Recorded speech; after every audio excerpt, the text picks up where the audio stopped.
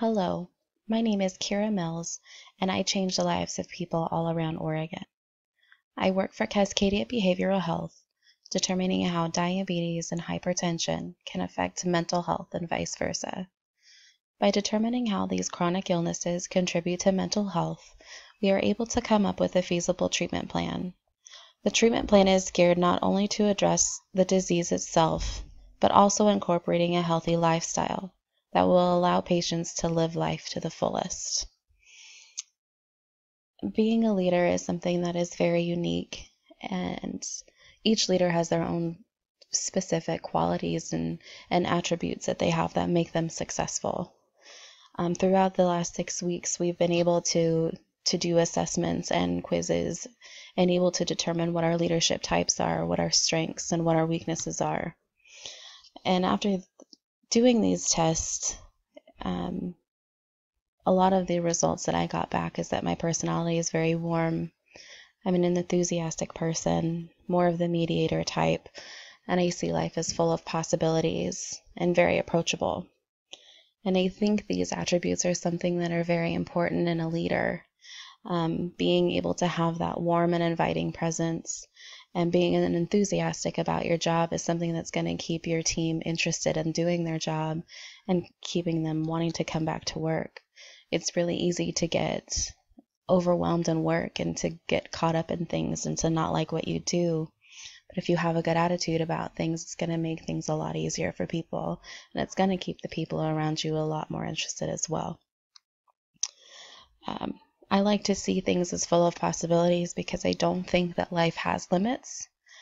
If it's something out there that you want to do, I think if you have the heart and the drive and the work ethic to do it, it's possible. I don't think that anything is impossible if you can set your mind to it. And I think it's important to be approachable as a leader because it's going to make people more comfortable with you. It's going to make them able to come talk to you in a difficult situation. It's going to make them feel comfortable bringing sensitive information to you because you'll know what to do with it and you'll treat them with respect and dignity. These are all important attributes to have a successful team and to be a successful leader.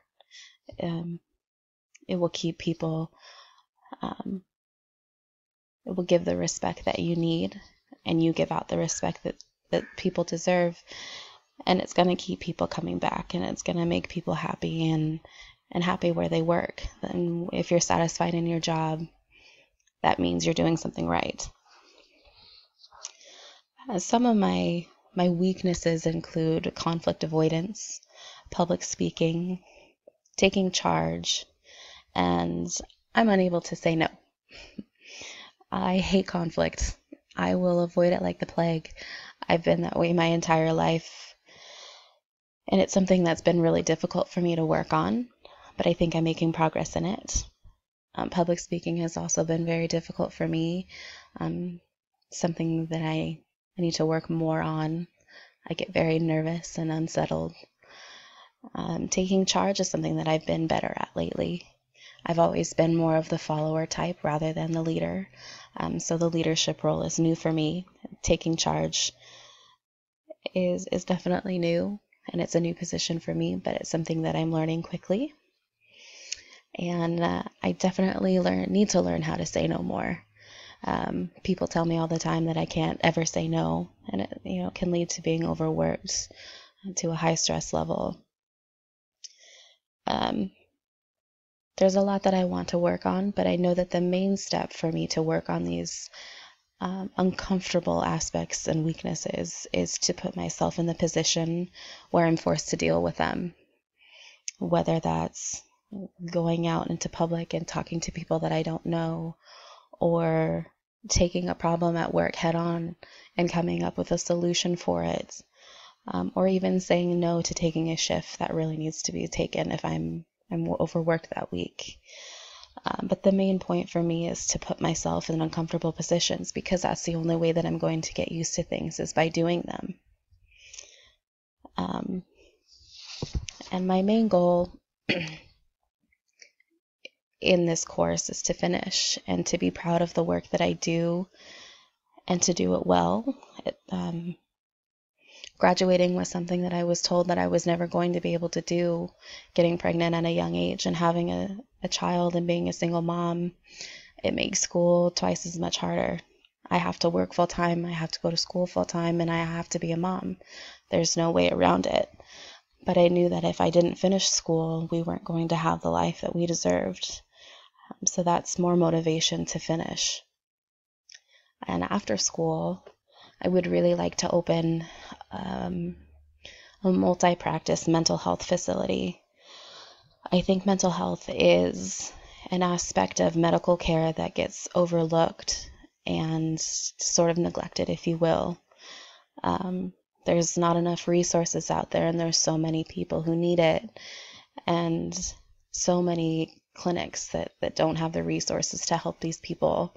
So they let their illnesses go because they can't afford to control it. They don't know where to go. They don't know who can help them with that. And if I'm able to open a clinic that has everything that they need all in one place, it makes those treatment plans easier for these people to follow, and easier for successful members of society to be out back in the world rather than sitting at home coping with something that they don't know how to cope with. It can be devastating and debilitating disease, and I think it's one that goes greatly overlooked and doesn't have the resources for its people. Some of the challenges that I face with that is that I haven't been in the medical field for very long. I've only been in the medical field for about 4 years. So I don't have as much experience as a lot of people, and that could be a little bit of a setback for me. Also, trying to convince people that mental health does need this funding, that does need these resources, and that these people can thrive on that could also be a challenge. It's trying to change the mind of people and making mental health noticed in the world of healthcare today. There's a lot that I want to do, and there's a lot online and a lot at stake and a lot of hard work that's going to go into it. But like I said earlier, if it's something that I want to do and something that I believe in, I'm able to do it.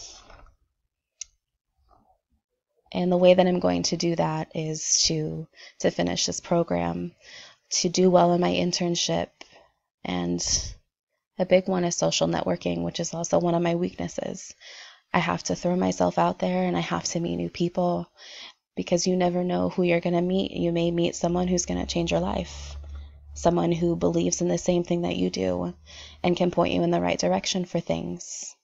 So I think it's important to keep in mind that no matter where you go, no matter who you are, you have to carry yourself as a leader. You have to show those attributes to the world and show everybody who you are.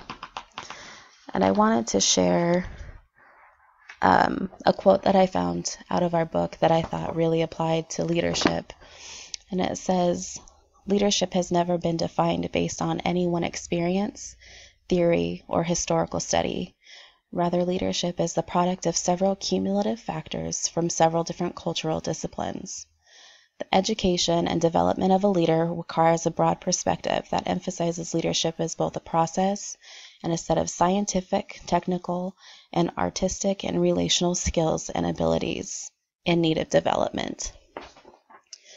And I think that defines a leader very well. There's no mold. There's no specific set of attributes that a leader has to have in order to be successful.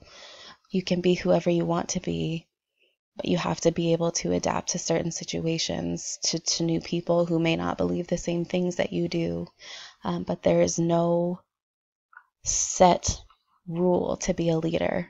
You are unique in your own special way, and you can be successful regardless. You just have to be able to put your mind to it. And I think that's important to keep in mind.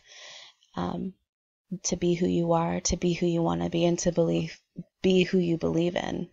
And that's going to set the best example, and that's going to make the most force in this world.